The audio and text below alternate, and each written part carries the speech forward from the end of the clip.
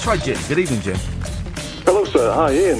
Hello, Jim. I just want to say, love the show, but I want to talk about mania and hypomania. Would you class yourself as mentally ill? That's a big question, a serious question. Is it mental illness, or is it physical illness? Hang on a minute, you asked me two different questions. Pick a question and ask it. No, one question. Is it do you feel that you are mentally ill? No, you did ask two questions. So which question are you going to ask? No, it's the same one. No, it's not. It wasn't. Okay. You said... The question one was, are you mentally ill? So question two was, is it physical or mental illness? So those are two different things. So which question are you going to ask? First one. Remind me what it was again? It was, do you think you're mentally ill? Do you believe in that concept? That it's pure mood disorder? Now you're asking a different question. Now you're asking another question. Do I believe in... I prefer that question. Do I believe in the concept of mental illness? Yes. Yes. Okay, so it's purely a mood disorder. No. You're putting your own interpretation of what mental illness is. Do I believe in mental illness? Yes. Okay, well, actually, I'm not. I'm talking about what psychiatry puts on. He says it is a mood disorder. Okay, well, that's fine, but please don't tell me what I mean by mental illness. No, I didn't. You did. You started to, and I interrupted you. Okay, well... Listen, I tell you what, instead of doing it again, this is another one of those conversations where people are asking lots of questions because they want to get to a point they want to make. Why don't you just make the point you want to make and we can discuss that? Okay, good point, well said. Thank you. My argument is it is primarily a physical disorder associated with a hormone called cortisol. Right, now say it in English so that people can... so that people can understand it, Jim. Yeah, fair point. Not everyone is as well read as you. Sorry, I apologise. That's a fair point, and you're right, I've read it so much, I'm sick to death of it, quite frankly, but... Cortisol is at the heart of the majority of mental ill health. It's a stress hormone, but most people have never heard of it. And you can be in 50% of depressed people are in high cortisol, and the big proportion of the rest are in relatively low cortisol. It's all documented. I'm constructing my own website, and I'll certainly tell you when I've done it. The critical point is 50% are in high cortisol. The gentleman came on before with mania and hypomania. The question is, what causes that? Now, all the indication is that you go into a high of cortisol, and that will cause your mania. Right, why are you telling... Well, OK, let's just be careful. I don't want you diagnosing my callers, because I'm sure... Well, you are, so don't. OK, so what? So you say what you've... So what? Well, if we take your premise as given, so what? We can reduce cortisol, but we don't. We could treat mental illness. We could treat, right now, the majority of people with hypomania, mania... Says who? Says who? The papers, the research papers. Says what research papers? How many research papers? Why isn't it happening? You're going to come out. You're going to come out with a line. I can refer you to them if you want. No, you're going to come out with a line that depression is fueled by the big pharma companies, right? Not at all. That they don't want to find a cure. Well, with great respect, have you heard of a hormone called cortisol? I couldn't give a shit. What is the point you are trying to make? Because I'll be honest, it sounds like utter bullshine. Well, I appreciate when you talk about things like the supernatural, which you're interested in. I appreciate that sometimes factual things do cause a problem, but the facts are there. You've heard of thyroid hormones. Jim. You don't want to know about it. It's okay, because you don't want to know about the gender pay gap either. But you're wrong on that one, my friend. Jim. Go on, my friend. Right, here we go. Let's start again, because you've not got off to a great start, and I knew there was something, but you've not got off to a great start, right? So put the attitude down, that down, and forget about that, right? Go on. Forget about trying to score points. No, yeah, you are. You're patronising and you're trying to score points, and you're bringing up stuff that is all over the shop and is rambling. What is it you want to say? I think the critical point here is that unless people listen to facts...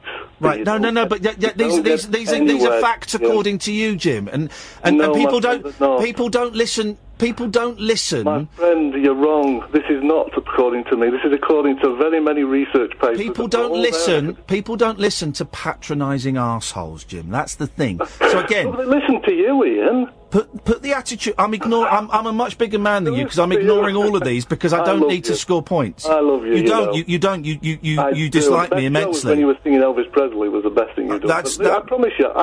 Jim. I really respect why am I finding you so obnoxious? Tell me that. Is that to do with cortisol? I'll tell you why. Because I don't like facts. I love facts. I devour facts. Well, what 50% of depression is a certain... Why is my psychiatrist very is the news pre-recorded? Good point. Sorry, what did you say? Jim, let me ask a question.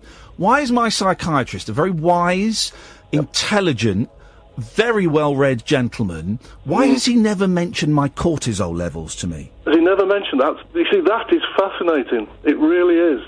Because very high levels of cortisol are associated with Alzheimer's. Why has he never mentioned my cortisol levels to me? It's a very difficult question, because it's considered... In the 1950s it was discovered, and it was rolled out across America as a miracle. But why has my psychiatrist, who charges a fortune... And he's brilliant. And I'm going to go and see him again in a couple of weeks. I'm going to see him again in a couple of weeks. And he lets me speak, which is great, which is one of the reasons why I like talking to him. That's good. Yeah. And he's got manners. And so when I go and see him, and I'll say to him, Neil, can I ask you a question?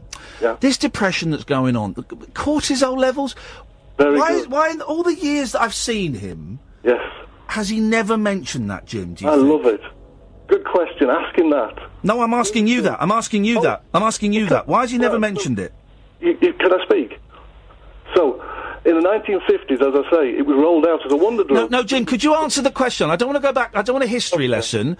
Why do you think that my psychiatrist, one of the best in the country, has never mentioned it? Why do you think? Because they don't want to talk about it. Why doesn't he... Right, now we're getting somewhere.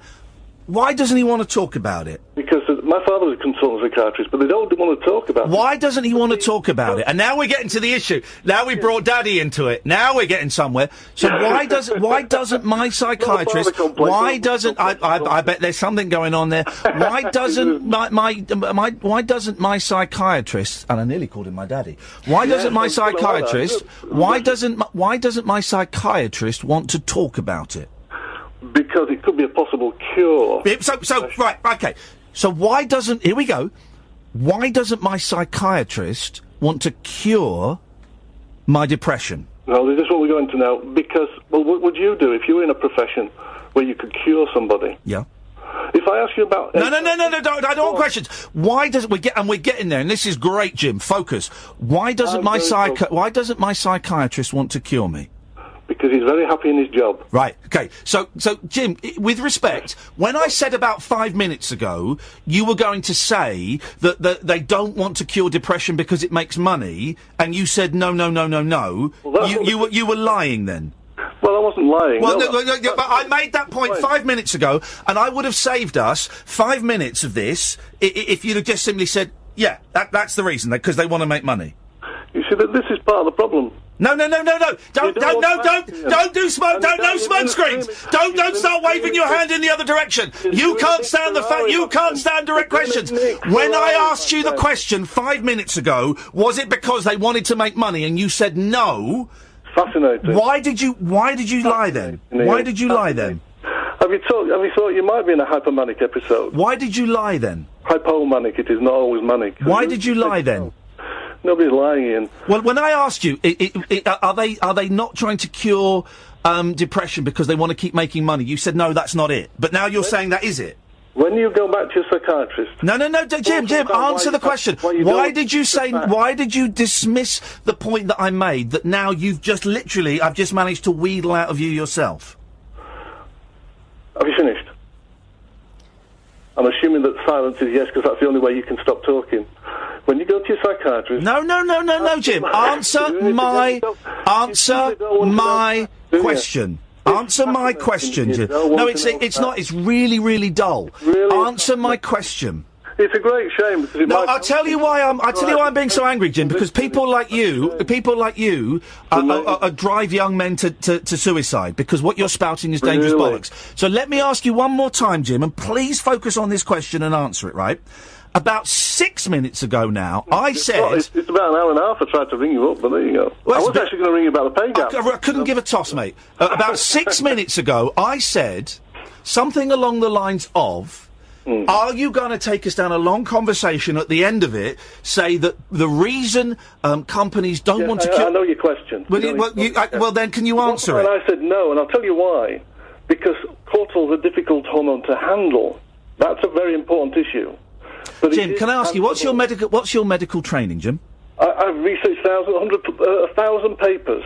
So I don't want to know what you've read, because I've read all the famous 5. What's your medical training, Jim? What's your medical training, Jim? I have none. Jim, thanks so much for calling. I really appreciate your time. This is the Late Night Alternative on Talk Radio. Join me, Iain Lee, for interesting conversations you don't usually hear on the radio. Week Monday, I get shoes. Dolly Parton, I listen to a record all day long. The Late Night Alternative with Iain Lee on Talk Radio. That was the most profoundly upsetting call I've ever heard in my life.